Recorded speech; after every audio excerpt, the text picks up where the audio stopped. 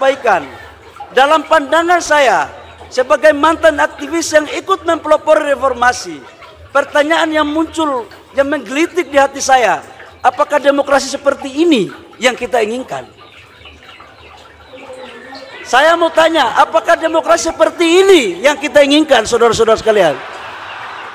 Setidaknya ada dua nih yang harus dipertanyakan publik. Pertama, Bahlil sebagai menteri gitu kan mengaku pernah menjadi mantan aktivis 98. Nah, setelah dicek kata sebagian teman-teman gitu kan, ternyata Bahlil tidak terdaftar sebagai aktivis 98, tetapi barangkali generasi setelah 98. Nah, yang kedua adalah apakah demokrasi seperti ini yang kita inginkan? Nah, ini juga dipertanyakan oleh publik. Apakah Bahlil nggak merasa bahwa 10 tahun terakhir beliau adalah sebagai menterinya Presiden Jokowi gitu kan, sebagai menteri investasi dan lain sebagainya lah, tokoh publik, dan bahkan hari ini menjabat sebagai ketua umum Partai Golkar. Bang Bahlil gitu dipertanyakan juga soal ini gitu kah? Apakah selama 5 tahun terakhir Bang Bahlil itu tidak menginginkan demokrasi menjadi lebih baik gitu?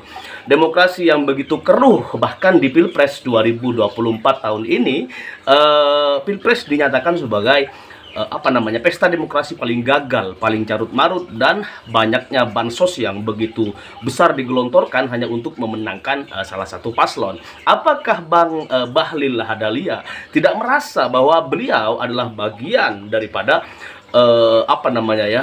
pemerintah gitu, penguasa yang sudah menjabat sekian lamanya dan sudah tahu seluk-beluk bagaimana demokrasi itu harusnya dibelokin gitu, mau dibelokin kemana? Nah, ini yang menjadi pertanyaan publik, dan Bahlil Lahadalia barusan gitu kan sudah memberi kode-kode baru gitu kan kepada Presiden Prabowo dan sudah ditanggapin oleh Presiden Prabowo Subianto, teman-teman.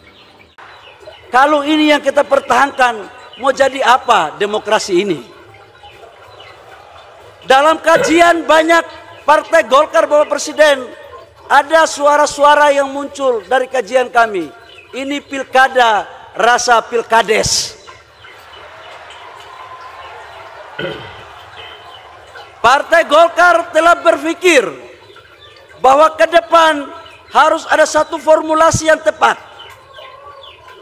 Harus ada formulasi yang tepat untuk kita merumuskan sistem politik kita yang benar-benar baik untuk rakyat dan baik untuk negara, untuk mewujudkan cita-cita proklamasi kita. Dalam pandangan Partai Golkar, tujuan negara kita bukanlah hanya demokrasi.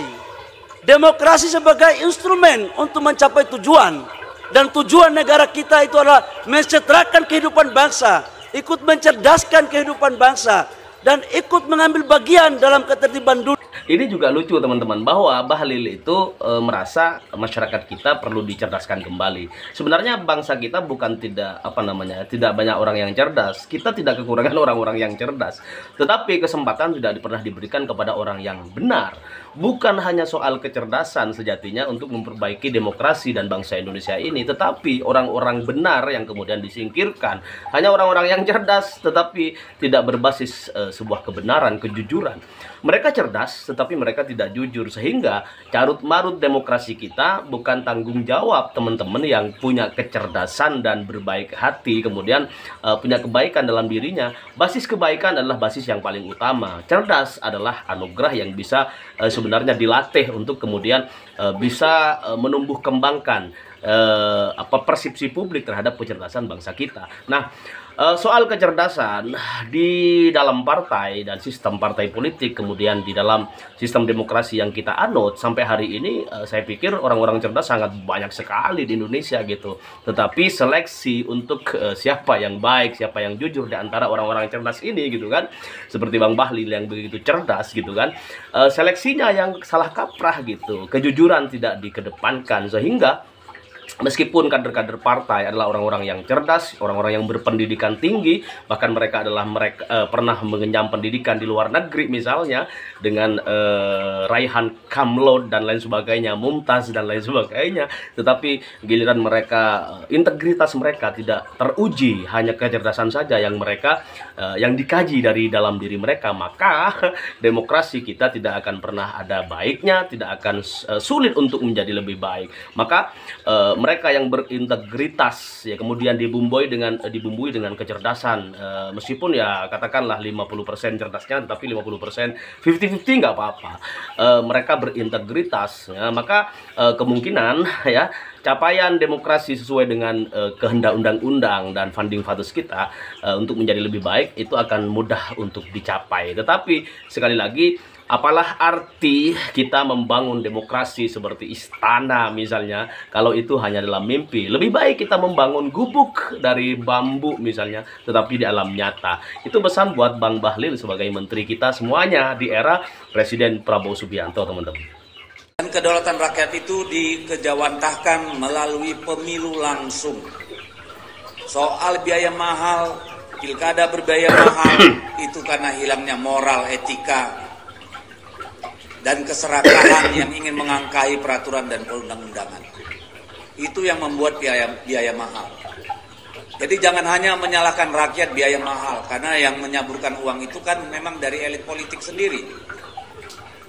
Kan itu, partai-partai yang membangun basis dukungan di bawah pasti tidak perlu uang besar-besar.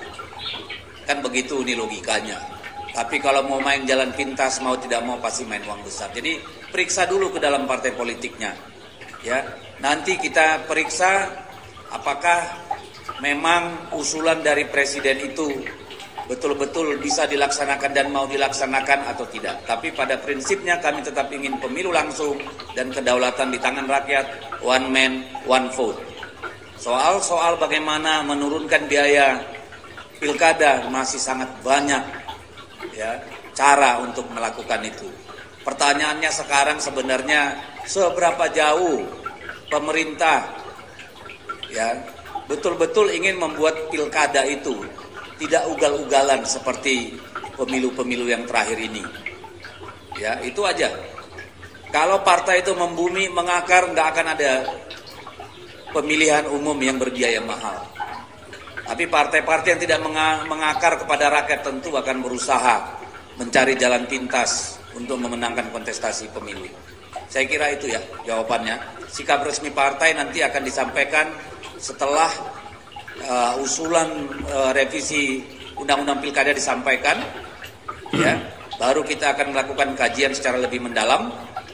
Tetapi bahkan kita sendiri sedang melakukan kajian terhadap pilkada asimetris, di mana daerah-daerah yang memang dengan seluruh indikator-indikatornya siap melaksanakan pemilu langsung misalnya. Itu kan ada berbagai kajian dan teori yang bisa dipakai untuk menentukan itu. Jadi jalan itu masih panjang, jangan buru-buru kita mengambil kedaulatan rakyat, serahkan itu kepada rakyat untuk memilih secara bijak. Ya, yang perlu bijak itu partai politik dan kontestan. Ini menurut saya menyebabkan ya akhirnya penggunaan anggaran negara terlalu banyak, sementara nanti yang disalahkan rakyat, padahal masih banyak sanksi untuk mereka. Ujuk-ujuk sebenarnya ini muncul lebih karena mereka kalah di dalam pilkada tertentu, merasa tidak bisa dikendalikan, lalu memindahkannya ke parlemen untuk kepentingan politik, penguasaan eksekutif, terutama dalam pemilihan kepala daerah. Oke, Mas, jadi kesimpulannya terkait dengan mahal tidaknya pilkada itu, menurut Anda mahal atau tidak? Mahal bagi peserta yang curang, tidak mahal kalau kemudian penyelenggara melakukannya dengan efektif dan efisien. Misalnya, tidak diperlukan lagi kampanye sosialisasi di baliho, tapi lebih fokus ke media sosial, itu tidak dilakukan oleh penyelenggara. Di pemilu presiden kemarin digunakan pesawat, itu mahal, padahal tidak diperlukan pesawat pribadi, ini maksudnya ya, pesawat jet pribadi. Di pilkada saat ini lebih banyak pertemuan-pertemuan di hotel untuk berkomunikasi antara penyelenggara di daerah dan tingkat pusat, padahal teknologi Zoom sudah ada begitu ya. Ini kan pertemuan yang hampir tiap bulan menjelang hari H pemilihan, itu memubazirkan anggaran sangat luar biasa. Padahal itu bukan esensi proses penyelenggaraan pilkada. Jadi bayangkan pemubaziran itu kita ketahui, tapi malah mengatakan yang salah itu rakyat. beban anggaran kami banyak, beban anggaran negara juga banyak loh. Mereka sendiri kalau mau mengkoreksi ya, melakukan evaluasi, sudah bisa ditemukan pasti menurut saya pemubaziran anggaran itu karena efektif dan efisien tidak terjadi dalam praktik penyelenggaraan pilkada kita. Jadi aneh juga kalau mereka menyalahkan hak daulat publiknya ya. Oke, sudah selesai itu karena pilkada DKI terutama jadi penentu, bahkan penentu final tentang berakhirnya genggaman Jokowi terhadap politik. Bahwa dia bisa menang di Sumatera Utara maupun di Jawa Tengah itu hal yang mudah untuk diterangkan karena aktivitas politik di dua tempat itu betul-betul dikendalikan dengan kekuasaan jaringan, kekuasaan sprindik bahkan, dan kekuasaan uang. Tetapi Jakarta menjadi satu pertaruhan yang akhirnya merumuskan atau menyimpulkan bahwa Jokowi sudah selesai, dan itu sebetulnya tanda yang paling jelas dari keinginan publik untuk mengakhiri pengaruh Jokowiisme di dalam politik Indonesia itu. Kita mulai memasuki satu era untuk mulai membayangkan bahwa politik akhirnya harus didasarkan pada etika publik, dan Presiden Jokowi adalah contoh paling buruk atau satu-satunya contoh buruk pasti tentang bagaimana etika politik itu diabaikan, berbohong, berkhianat pada partainya sendiri, kan itu satu sinyal atau bahkan satu penanda sejarah bahwa beliau betul-betul tidak paham tentang apa itu etika publik itu. Jadi kemungkinan Jokowi akan dapat dukungan partai, yaitu juga sekedar percakapan di dalam dirinya sendiri kan. Gerindra pasti tidak akan memberi kesempatan pada Jokowi untuk masuk ke dalam partai itu tuh, karena dianggap bahkan adanya Gibran di situ kendati bukan anggota partai tapi bagian dari keluarga kekuasaan presiden, itu jadi batu sandungan, jadi beban psikopolitik dari Gerindra, karena terus Gerindra akan dipersoalkan terutama oleh netizen tentang kehadiran Gibran di situ. Jadi kita mulai melihat bagaimana satu kekuasaan yang dibangun dengan arogansi ditegakkan dengan memanipulasi alat-alat kekuasaan negara itu akhirnya terpapar atau menggeletak begitu saja. Keterangan Pak Dasko bahwa Gerindra belum memikirkan posisi Jokowi itu penanda halus bahwa Gerindra sebetulnya menolak. Dan harusnya Jokowi mengerti bahwa kalau dia ditolak oleh PDIP, bagaimana mungkin diterima oleh Gerindra kan? Masa barang bekas PDIP diterima oleh Gerindra? Kira-kira begitu kasarnya kalau kita mau pakai satir. Spekulasi tentang kemana Jokowi akan berlabuh dan sebagainya itu ya kan, ini menarik karena orang kemudian mulai mengkalkulasi bagaimana masa depan hubungan Jokowi dengan Mega, atau mungkin lebih tepatnya itu persaingan Jokowi Mega. Itu menjadi lebih menarik setelah Pramono Rano yang diusung PDIP memenangkan Pilkada Jakarta. Kemenangan di Jakarta tentu membuat posisi PDIP itu lebih pede, kendati mereka dikalahkan di Jawa Tengah dan Sumut. Ingat, Jakarta ini adalah posisinya sangat strategis. Di dalam setting politik yang lebih strategis, kita mesti membaca kemenangan Pramono Anung terhadap Ridwan Kamil itu bukan kemenangan di dalam pertandingan Gubernur Jakarta, tapi kemenangan PDIP terhadap Jokowi, kan begitu cara melihatnya tuh. Jadi kalau kita tempatkan itu dalam perspektif tadi, itu persaingan antara Megawati dan Jokowi, itu artinya Megawati memenangkan persaingan itu. Dan apa akibatnya? Ya akibatnya ini jadi vitamin bagi PDIP untuk meneruskan semacam upaya mempersoalkan seluruh kejahatan politik Presiden Jokowi selama 10 tahun atau dalam 3-4 tahun terakhir ini, terutama terhadap PDIP, lalu terhadap konstitusi, lalu terhadap negara. Jadi kemenangan Pramono itu adalah kemenangan dari mereka yang punya rencana baik untuk membongkar kembali mengapa Presiden Jokowi yang dipilih oleh rakyat selama 10 tahun akhirnya mengkhianati rakyat, mengkhianati partainya sendiri. Jadi kita lihat sekarang bahwa Pramono dan Rano itu simbol baru untuk memulai satu proses mempersoalkan secara hukum posisi Jokowi selama dia pemerintah itu, atau paling tidak terhadap PDIP, dan kemungkinan itu bisa dibawa di dalam sidang-sidang parlemen, lalu dimulai diperiksa kebijakan mana sebetulnya yang menyebabkan disparitas ekonomi selama Presiden Jokowi memimpin itu jeblok. Kalau itu salah kebijakan nggak ada soal, tapi kalau itu di dalamnya ada unsur-unsur kriminal, yaitu penyogokan atau memanipulasi angka atau menyodorkan eksklusivisme pada satu kelompok, kan itu juga problem yang menyebabkan kita sebagai rakyat itu merasa bahwa pajak kita itu dimanipulasi oleh Jokowi, bahwa anggaran yang seharusnya menghasilkan kesejahteraan justru menimbulkan disparitas. Kan semua itu juga adalah problem ketika Jokowi memerintah. Kita mau lihat itu, dan kesempatan itu terbuka hari ini dengan menangnya Pramono Anung dan Rano Karno terhadap Ridwan Kamil dan Suswono. Itu artinya menangnya mereka yang menginginkan kejujuran dalam politik dan mereka yang memakai politik sebagai alat manipulasi. Kan itu artinya bahwa nanti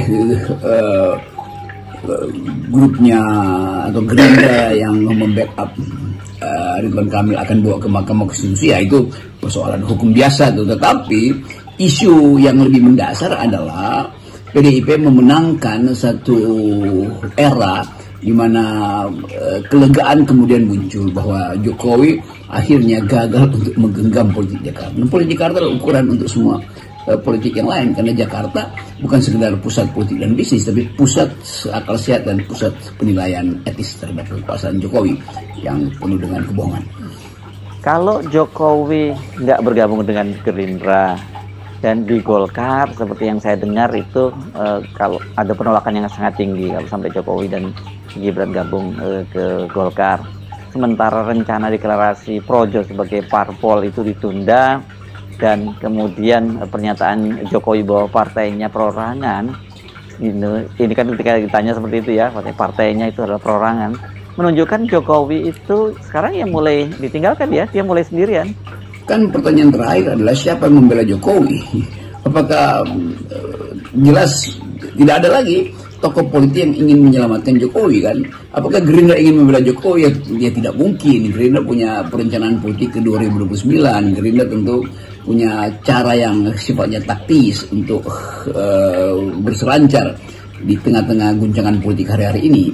Kan itu yang memungkinkan Gerindra terus-menerus untuk mengucapkan bahwa Presiden Prabowo sudah memutuskan untuk pro rakyat. Presiden Prabowo akan mengevaluasi ulang Omnibus Law. Presiden Prabowo akan memikirkan kembali soal IKN, atau bahkan diminta untuk memikirkan kembali soal PIK 2 itu. Jadi kalau kita lihat dari segi isu politik hari ini, Aguan misalnya, Pak Aguan itu juga bahkan secara terang-terangan menyodorkan problem bahwa dia dipaksa oleh Jokowi. Nah sekarang nggak mungkin lagi dipaksa itu.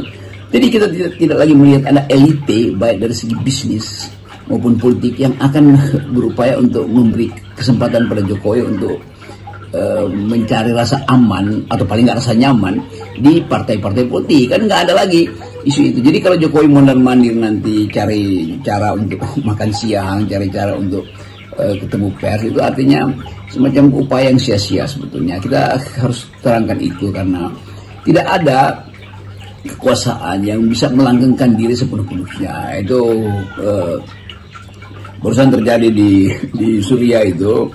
Anaknya diktator Suriah yang bertahun-tahun itu, saat itu Hafiz siapa namanya itu, Bashar Assad itu akhirnya didongkel justru oleh kelompok yang ada di dalam pemerintahnya sendiri kan. Dan itu satu penanda bahwa ada daya tahan yang thresholdnya bisa pecah kalau kekuasaan itu terlalu pongah itu.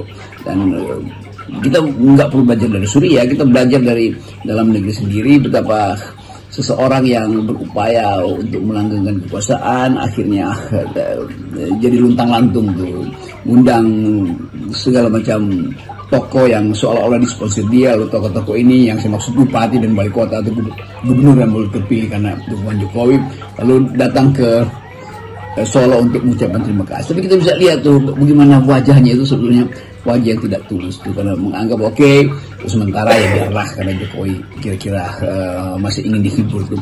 Tapi hiburan itu pasti lambat laun akan berakhir dimakan oleh suasana politik, dimakan oleh realitas ekonomi. Jadi Pak Jokowi harus siap-siap justru untuk segera mengatakan ya saya memang udah selesai. Nah, kalau kita kaitkan dengan kemenangan PDIP di Jakarta, Bung Rocky, seberapa signifikan dampaknya ini pada posisi Gibran? Ya benar, impact dari merenggangnya grip genggaman Jokowi pada politik Jakarta itu petunjuk bahwa sebetulnya impact itu atau itu berakibat pada melemahnya kedudukan Pak Wapres yang adalah anak presiden di dalam konstelasi politik. Kan itu satu paket aja kan. Kan Gibran itu diperkuat kedudukannya sebagai skrup oleh obeng yang namanya Jokowi itu. Nah sekarang obengnya patah, itu artinya skrupnya itu tidak bisa dikencangkan lagi. Kira-kira begitu metafornya tuh. Nah saya ingin menerangkan bahwa kondisi wakil presiden akan selalu ada di dalam kecemasan karena tidak punya lagi backup atau backing, yaitu bapaknya sendiri itu. Dan menuju 2009 banyak orang yang melihat peluang. Setiap partai pada akhirnya akan berpikir untuk mengkader dirinya sendiri supaya ada peluang untuk berkompetisi di 2009. Sementara Gibran ya sebagai wakil presiden itu adalah fungsi seremonial aja, tidak punya kapasitas untuk memungkinkan dia beredar secara real di dalam politik. Saya sebut beredar secara real, kayak yang sekarang beredar secara tidak real. Kan beredar hanya dengan membagi-bagi hadiah, mondar-mandir di tempat-tempat yang ada bencana, padahal itu sebetulnya bukan fungsi dia tuh, kan fungsi dia mestinya membantu presiden mengkonsepkan banyak hal, tapi kemampuan itu juga nggak ada. Jadi Gibran atau Pak Wapres ini, Pak Gibran ini sudah juga mengalami fatigue yang sama, political fatigue, kelelahan politik. Karena mau di backup dengan cara apapun, dia hanya bergantung pada tim yang disodorkan oleh bapaknya untuk membuat Pak Gibran itu selalu ada di depan kamera. Nah pertanyaannya, berapa banyak event yang harus dihadiri oleh Gibran supaya namanya melambung terus? Kan nggak ada kan? Event apa? Masa setiap hari ada event peresmian atau setiap hari nunggu banjir untuk didatangi? Kan bukan itu pandangan publik terhadap wakil presiden. Jadi justru makin saudara Gibran itu melengkapi dirinya dengan kamera-kamera palsu, maka semakin rakyat Indonesia menganggap bahwa ini sebetulnya upaya untuk menegakkan benang basah. Jadi saya kira itu masalah kita di sini. Begitu sang ayah kehilangan genggaman, demikian juga anaknya tuh. Jadi skrupnya Gibran itu akhirnya makin longgar karena obeng Jokowi itu patah. Kira-kira begitu metafornya. Yes. Salam.